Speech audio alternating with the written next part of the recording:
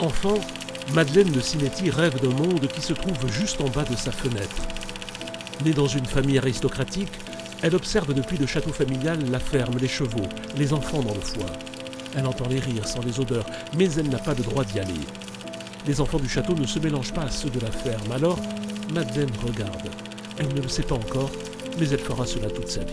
Elle vivait intensément les choses à chaque fois. Et Madeleine, elle avait une incroyable conscience de cette beauté de la chose présente. C'est quelque chose qui a été beau, qui est juste là devant vous et qui vous échappe. Et comment la saisir? Et je pense que toute son œuvre, c'est ça, c'est essayer de saisir ce moment. Et elle avait cette grâce de ces images intérieures où elle a su trouver la forme pour saisir cette beauté. Formée aux arts décoratifs, dessinatrice à Paris, elle voyage. Mais son véritable langage, elle l'apprend seule, la photographie. En 1972, elle arrive presque par hasard à Pouélé, un village breton de 500 habitants.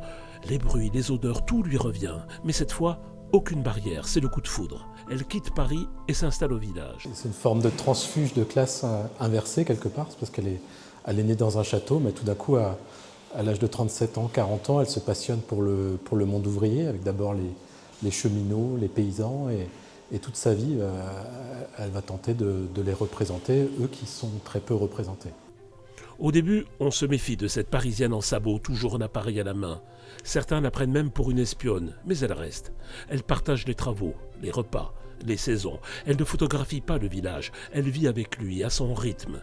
Madeleine photographie tout. Le banal, diront certains. Oui, le banal, l'ordinaire. Tout ce que personne ne pense encore à regarder.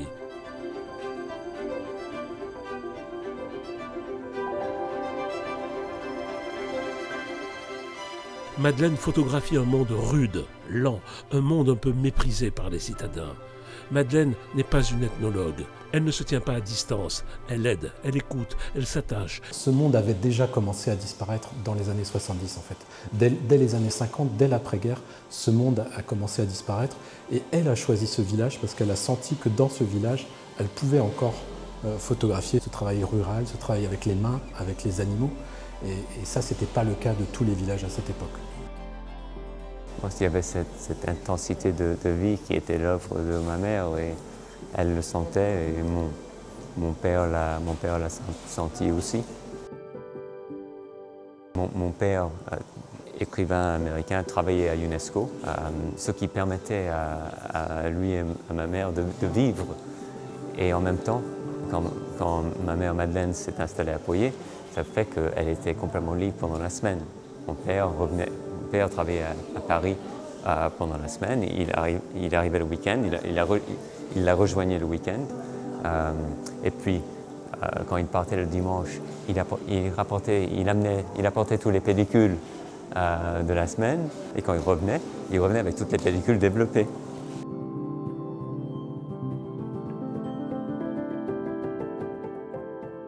Chaque soir, elle consigne ce qu'elle a vu et entendu, les querelles, les travaux, les histoires de famille.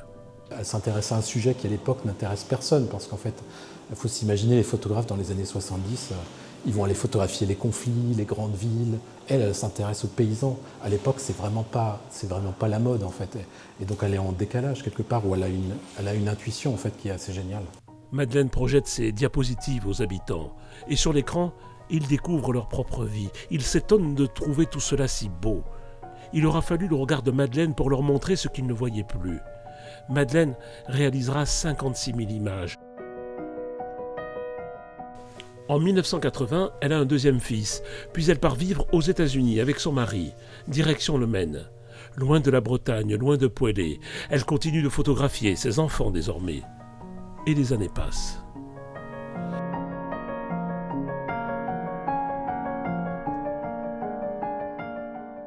Madeleine devient veuve et vit chichement dans le Maine. Mais de l'autre côté de l'Atlantique, Pouélé ne l'a pas oublié.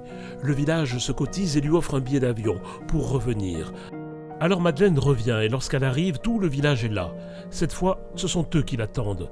Ceux qu'elle avait tant photographiés, ceux dont elle avait partagé la vie. La petite fille qui autrefois observait la ferme de loin est devenue l'une des leurs.